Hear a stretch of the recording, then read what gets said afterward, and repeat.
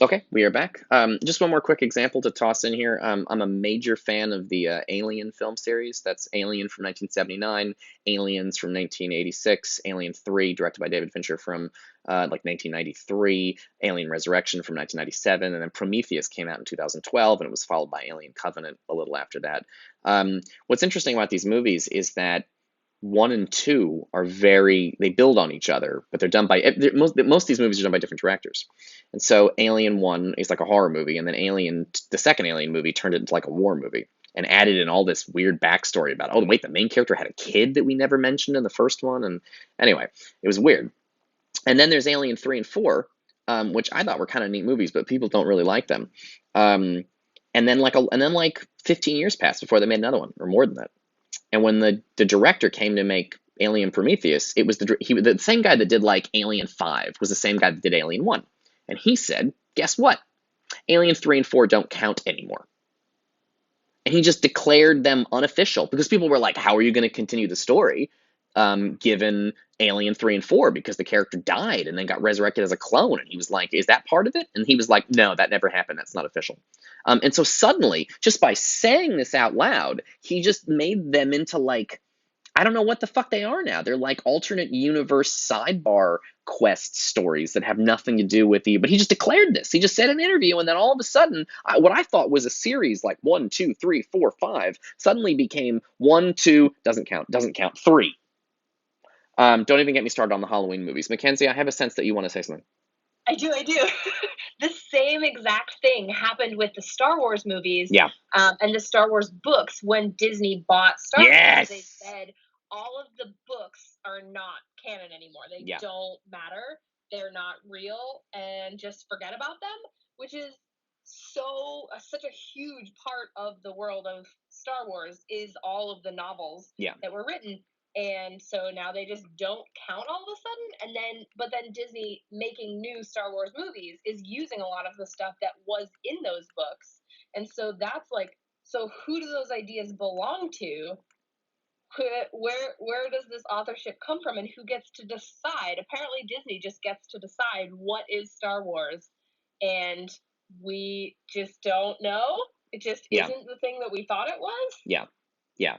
And there's examples of this. I mean, we could honestly, I could do this all day. It's such a fascinating sort of procedure, but it's very much founded on how the Bible works, and this idea that there is, because it's a crazy thing to say, because obviously these stories are all made up, but then it's like, but which ones are true? Which is a weird way to put it. Oscar Wilde would not approve of that at all. But like, which ones really happened? Which ones are official? Which ones count? Yeah, which ones count? And like the Halloween franchise is completely insane because there's like a movie and a sequel and then a sequel and then a sequel. And then there was like a reboot and a sequel to the reboot. And then there was a movie that was just like, no, actually, we're a sequel to the first movie because I didn't like the first sequel to the first movie. So this movie picks up where they just pick up at these random spots that like there's no way for you to know like what counts. It's just chaos. Um, yeah, I mean, Game of Thrones is a whole other thing. I'm not doing Game of Thrones, but basically, Game of Thrones was a book. Then they turned it into a TV show. But the book wasn't finished when the TV show started, and it never did get finished, which meant that for a while, the TV show was adapting the book. But then they ran out of book, at which point the TV show started continuing the story of characters past where they had gotten to in the book. And then it was like, well, wait a minute. If I'm reading the book, is that the official ending of these characters, or am I still waiting around to see how the original author is going to end it? um, because essentially the TV show took over from the book, but that's not the author anymore. Now it's like the showrunners, and they said they were consulting him and working with him, but like it was a fucking piece of shit ending. I hated the end of Game of Thrones.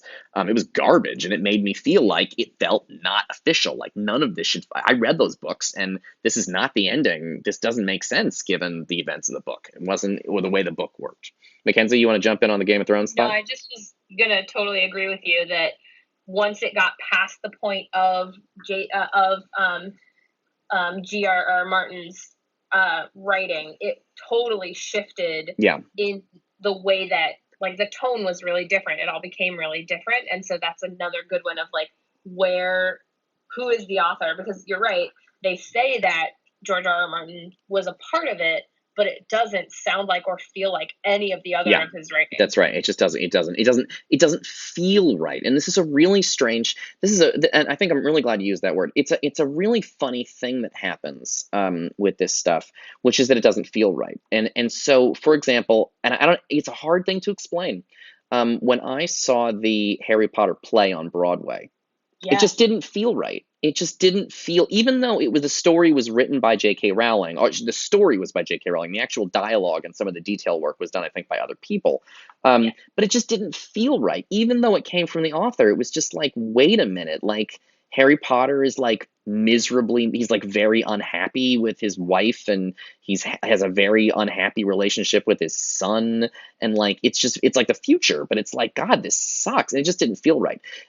Similarly, I had a bizarrely opposite reaction. I'm a huge fan, greatest show of all time, Avatar: The Last Airbender. I'm rewatching it right now.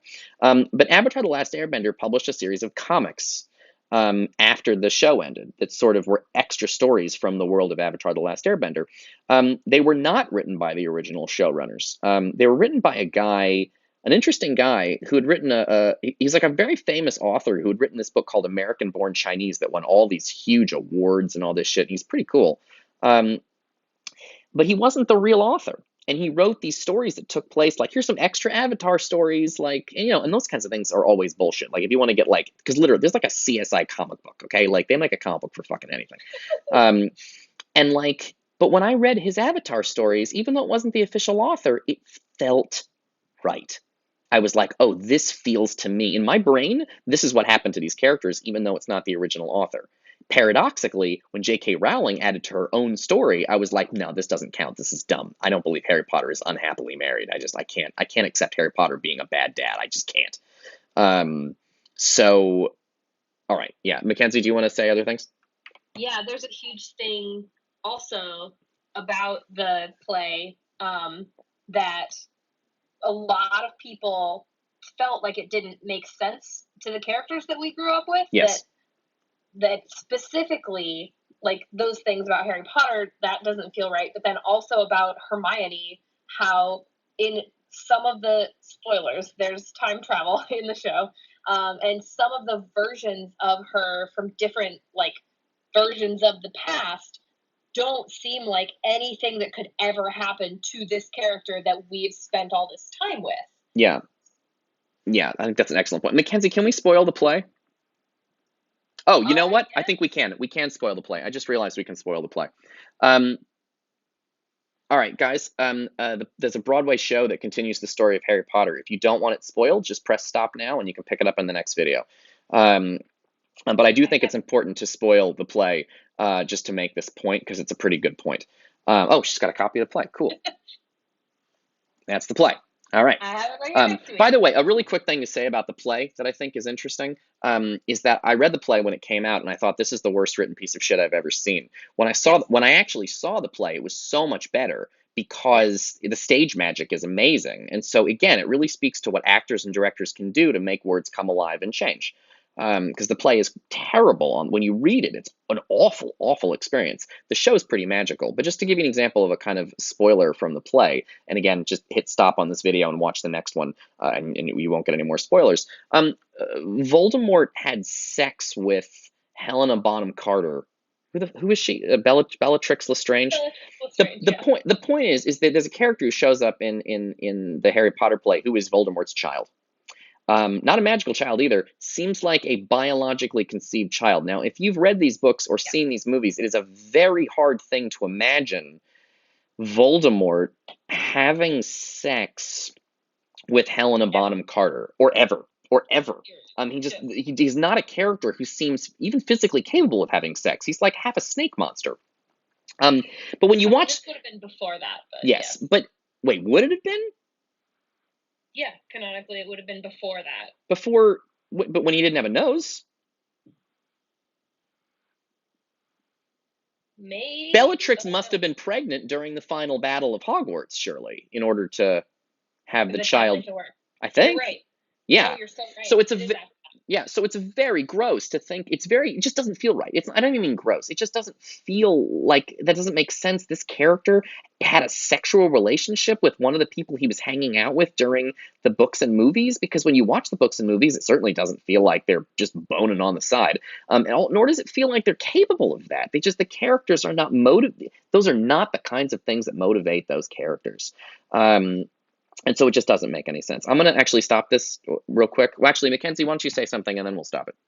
Yeah, that the one last thing too that's weird about that specific situation is that she like they sort of make it into this okay situation by saying that Bellatrix Lestrange was so in love with Voldemort, and we can see that these times. She also was married to this guy who apparently like gave consent and was like, yeah, please bone Voldemort and have his kids. Which like if that's fine if that's true, but then also what a confusing thing to have happened in the middle of this war for somebody to be like, Yeah, hey, I really love this leader, my husband, is it okay if I go bone him?